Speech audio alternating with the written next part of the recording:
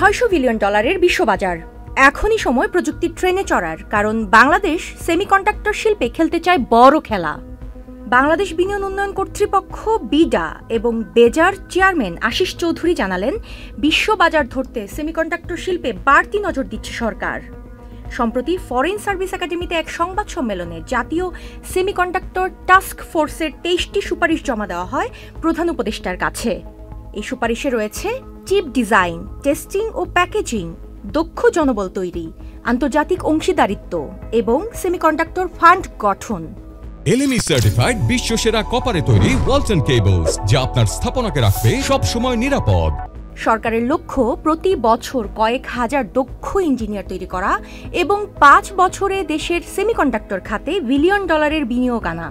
বিশ্বের অনেক মেধাবী বাংলাদেশি আজ সিলিকন ভ্যালির নেতৃত্বে।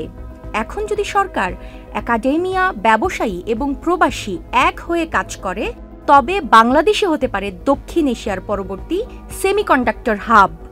প্রশ্ন শুধু পরিকল্পনা নয়, বাস্তবায়নের। প্রযুক্তি বিশ্বে পিছিয়ে না থেকে নেতৃত্ব নেওয়ার সময় এখনই। UK Asha, channel I.